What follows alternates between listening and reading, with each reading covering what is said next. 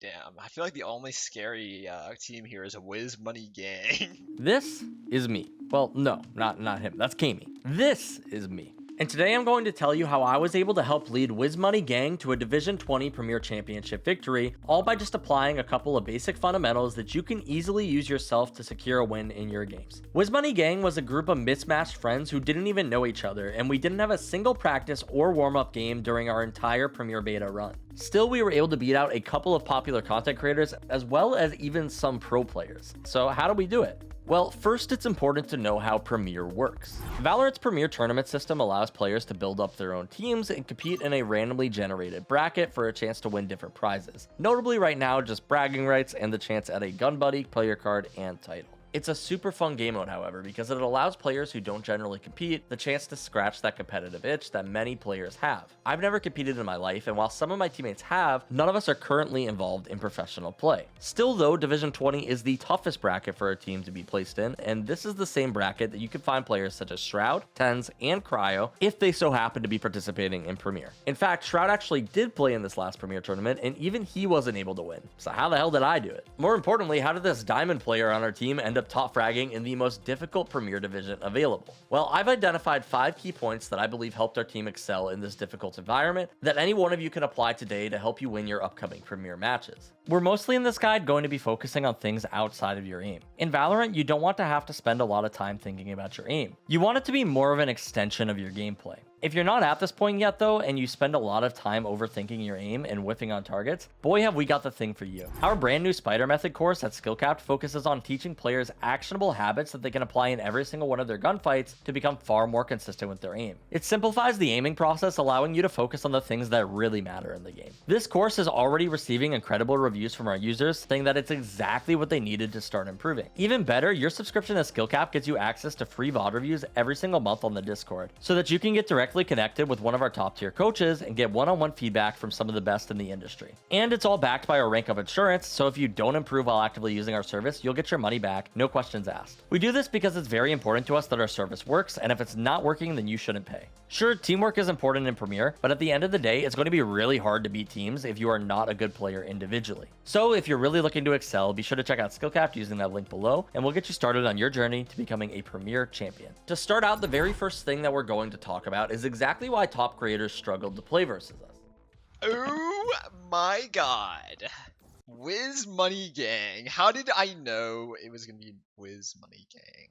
Most content creators in Valorant really rely on teams to be playing poorly for them to farm content against them. This is because getting one kill and getting traded isn't really that engaging. However, in matchmaking, players are really bad at trading. Their spacing is bad, and their communication is bad, and their utility is bad. Because of this, content creators with exceptional aim can sometimes completely run over a team, getting ace after ace, seemingly uncontested. However, if you went back and viewed any of the streams of the players who we played against, it didn't seem like they were having too much fun. And the reason for this is because we applied the buddy system in our games. We tried to make sure that if we were ever going to make a play, we had a teammate nearby to help trade it out. If we were pushing site, we generally would want to try 2-3 splits so that players didn't end up alone too often. And if we were playing on defense, we would try to partner up and make plays together, rather than just having each player cover an entrance alone. Be sure to stick around because we will talk more about that later and how you can make your buddy systems even stronger, but basically the main thing that you need to recognize about playing versus players better than yourself is that they can still only shoot one player at a time. Even if the people you're going against have aimbot, only one bullet comes out of their gun at a time, meaning that if you play close enough to your teammates, you can absolutely still trade that player out before they're able to go too crazy. If you watch some of these clips from the games that we played versus Kami, you'll notice how there aren't really a lot of multi-kills that take place. This was the championship of the entire tournament, so it's to be assumed that we are playing against one of the best teams that we could go against. Well, sort of. The way that divisions work in Premier is that there are multiple Division 20 brackets, so realistically we could have been paired against the entire 100 Thieves roster had they decided to play Premier, which we would have obviously lost to. A little bit of luck was involved in our win, of course, but I mean, hey, it's still Division 20, so even if we did get an easier bracket, it's still safe to say that Kami's team was pretty damn good. This is actually where I wanted to highlight an important stat that many players like to focus on though, which is actually your KAST stat, or your killed, assisted, survived, or traded round ratio. Basically what this stat refers to is how many rounds in the game you got a kill, an assist, survived, or got traded. This is an important stat because the higher this percentage is, basically the more rounds that you had an impact in. Many players like to focus on just what their KDA is, but unfortunately your KDA doesn't tell the whole story. Sometimes getting traded is one of the most valuable things that a player can do. And if you look at our stats in some of the premier matches, in our better games, 80% of the time we are at very least getting traded, which is super awesome. Some of these games aren't beautiful, but in the case of this one, you can see that on average, every player on our team is getting value with their life nearly 30% more often than our opponents were. That is obviously a massive difference maker in games like this, and it is a major reason that we were able to beat out many teams in these games. Now, don't get me wrong, I don't claim to be the best player in the world at trading out my teammates. As I mentioned, I've never competed myself, so I'm probably a lot worse at this than other players that I've played with. However, I try to be very conscious about where I'm positioned in relation to my teammates, so that when I do end up taking fights, there is someone there to back me up. Especially as somebody who played Duelist in most of our games, it's very easy to get carried away and have poor spacing with your teammates, because with agents like Yoru, Jet, Raze, and Neon, you can close distance a lot faster than your other teammates can. Oftentimes you'll see Duelist players putting themselves so far forward that nobody on their team could possibly trade them out, similar to how you might see in the Raze clip here. Oh! Notice how the Raze double satchels forward in front of her entire team, so that when I open the door on her, she immediately gets killed with no trade to be found. This is really bad, and basically made it so the Raze died for free. Sure, her team maybe gets a little bit of space off of this kill, but was it worth her life? Absolutely not. We're just going to reset and then retake it later in the round. If you take a look at how pro teams handle trades, you'll notice that they are a lot more closely spaced, making sure that any gunfights that they take are essentially going to be a 2v1 or heavily influenced with utility. Notice how closely these players swing, so even though the opper is just holding the tiniest angle, they are still able to immediately land the trade. This is the optimal way to play, and ultimately is what most teams' downfall in Premier will be. They just aren't very good at spacing, because that isn't something that most players think about very much in matchmaking. When you take a look at this next clip, notice how I'm attempting to trade my Jet. I'm right up on our side, so that every angle that we swing, we are swinging together. This ensures that the gunfight that we end up taking is a 2v1, making sure that this Omen is going to have a very hard time closing out the round. And although my Jet actually dies in this clip, that doesn't mean that she did anything wrong. In fact, what she did was actually really good. It's really important to dispel the idea, especially in a team setting, that your deaths are inherently bad. Keep in mind, trades are an incredibly important part in Valorant, and your deaths are only bad if your team doesn't get anything out of it. Because we were able to not only grab kills during our premier matches, but also maximize our deaths, that was a major reason that we weren't just getting styled on in every game. We played together and made sure that every death was worth it. Next, we need to focus on one massive mistake a majority of teams are making during their matches though, and that has to do with the pre-round. The time that Valorant gives you between rounds is a massive opportunity for you to coordinate with your teammates, but still so many players don't use this time effectively. We've identified 3 major mistakes that players make during the pre-round that drastically hurts their chances of winning every game. For starters, if you're really looking to win your Premier Division, believe it or not, you don't actually need any massive strats that are going to take over your games. For the most part, our Premier team just ran some stuff that we were comfortable doing in Ranked and kept everything pretty simple. That being said, we did have a rough idea of what we wanted to do on pistol rounds, especially since they were the most important round in the game. Pistol rounds are things that you can plan out in advance. You not only have time during the lock screen to plan out your pistol, but you also have additional time in the pre-round to discuss it, so there's really no excuse for not having a plan. Your plan doesn't even have to be original. If you're really lazy, what we recommend is just watching any match from a recent tournament and copying your favorite pro team's pistol round strat. Anything that they come up with is likely going to be 100 times better than whatever you'll craft on your own, and good pistol round strats can easily secure you 2 to 3 rounds a half if you snowball the game correctly. Take a look at this round from LCQ where both teams are executing their own plan on pistol. First, take note of Loud. They start out 5-manning towards Arcade. They throw a KO knife and don't spot anything tower or close. This is really important information because on Fracture, it's very common on defense to play aggressively towards one of the 4 choke points. Because they don't see anything here, that means that Energy must be playing aggro somewhere else. Immediately after this knife, you'll notice that Aspas runs up and he jump spots looking for a turret, but he doesn't see anything. This to Loud signifies that the Killjoy is likely not on B either, meaning that it's very likely that the Killjoy is playing towards A side of the map. Because of this, Loud knows that they have an opportunity to contact up here using the Viper wall. They walk straight into sight uncontested. Because they know that energy must have pushed somewhere else though, they know that it is very likely that some sort of flank comes in this round. This is why you'll see Loud does something that is very common for attackers when they know that a flank is coming. They're going to push into spawn.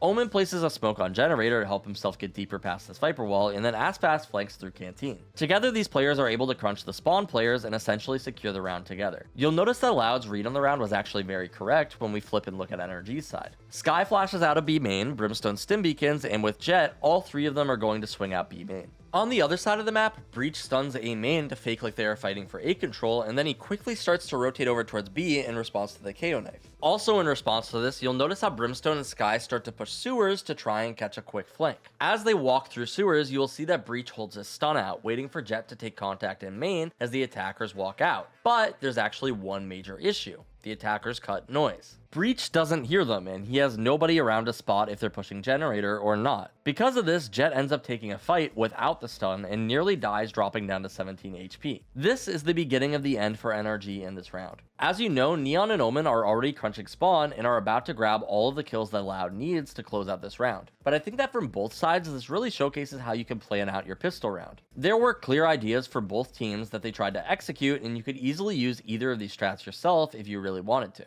Keep in mind, however, that there may be specific reasons why teams are doing what they're doing in regards to who they are playing. Maybe they know that one team likes to play a specific way, so that's why they're doing something specific. That being said, this is a great place to start, and eventually you can start to evolve your playbook. The second mistake that players make during the pre-round though is that they oftentimes don't communicate nearly at all. This is your time to prepare. Don't just bunny hop with your knife around and hope that somebody else comes up with a plan. Your team should have somebody who is playing the IGL role and communicating the strategy each round for everybody. They shouldn't be micromanaging each member of the team, but they should be giving you a general idea of what your guys are looking to accomplish in the round. Even if it's just something as simple as, hey, let's flash out mid, Omen, can you smoke here? That's better than everybody just mindlessly doing their own thing. One of the difficulties in team play is being able to keep up that same level of energy every round and constantly communicating plans with your teammates. You've got to win 13 rounds to win the game, and even if you're playing well, that still means you're probably going to have to come up with some sort of plan for 19 or 20 rounds. Remember to keep up that same level of energy until the game is over. You're going to have 3 days this time around to play your weekly matches. You can play 2 matches each week, so if you find your team has trouble playing 2 matches in one day, we recommend splitting them up to make sure that each match that you play is as high quality as possible. Finally, the third mistake that players are making in the pre-round is cluttering comms with useless stuff. Useless comms refer to basically everything that isn't going to help your team win the next round. Don't talk about what you should have done last round. Those things are meant for your VOD review. Instead, focus on the next round coming up, because otherwise you're going to end up one step behind. If you're coordinating a plan based off of what you saw in the last round, that is fine, but discussion like, oh, we should have done XYZ instead, is just going to clutter comms and interfere with your team's ability to make a plan. Don't argue with your teammates, and if you really want to win, don't laugh about how bad the enemies are. Just focus on what's next. Here's an example of ineffective pre-round comms. Take a listen. I was on my bad. I was Alright, but like, that's on me though. I should have I had comboed my it. knife out, bro, and Do I a was little running, bro. wingman ult action. Like a yeah. buffoon, man. Just throw it all at him. Foolery.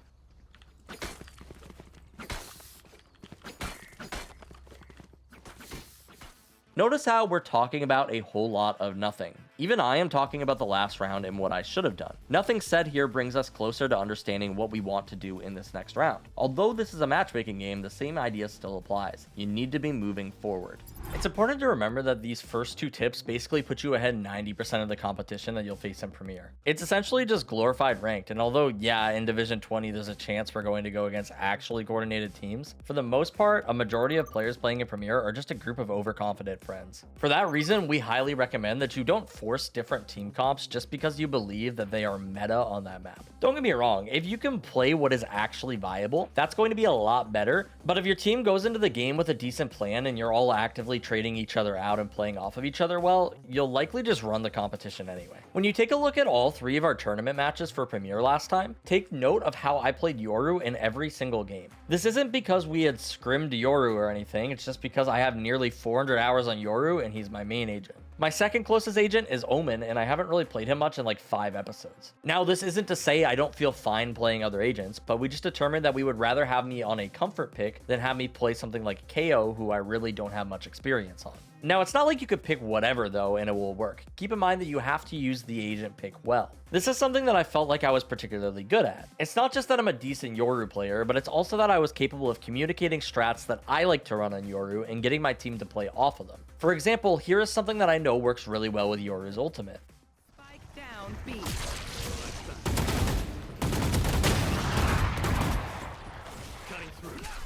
Flashing, watch out. Launching smoke. One's a canteen, one's a canteen. I'm decoying him, I'm putting him in pressure.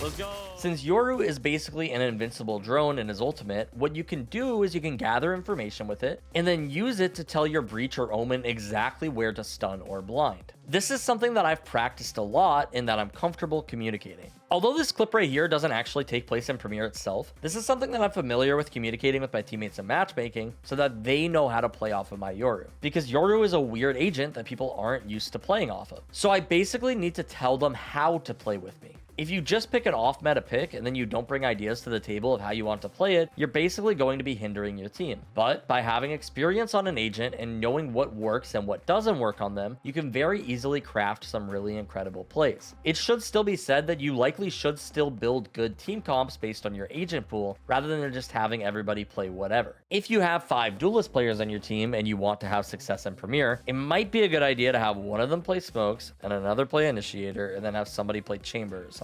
At the end of the day, you're still going to want agents that synergize well together, but if you're putting a Reyna player on Viper just because you're playing a Viper map, then you're likely going to struggle quite a bit. Now, on the topic of team comps, that actually brings us to our 4th tip though, which is to take advantage of your Sentinels in Premiere. Being in a 5-stack is one of the coolest things in Valorant because it really opens up the door for you to actually make cool plays. In ranked, it can oftentimes be very difficult to coordinate because players just won't know how to adapt to certain things. However, in Premiere, because you can communicate more clearly with your teammates, it allows you to perform some really awesome strats. You can leave certain areas of the map open, or you can play for retake much more safely and have the confidence that your teammates aren't just going to wander in and die right away and lose all map control. One player on the team that I felt was pivotal in our Premiere success though was our Sentinel. Teets actually played Sentinel for our team, and many of you may be familiar with his channel. He does pro analysis on YouTube, and he used to play for a team called Clickin' Chickens that didn't have any amazing success, but by the time that he quit, he was actually getting pretty decent at IGLing. Teets did a really awesome job at setting up his utility to cover one side of the map and allowing us to go crazy on the other side of the map. For example, here was our pistol round setup on Ascent. Teets would place his camera in the window on B to spot if anybody was B main when the barriers came down.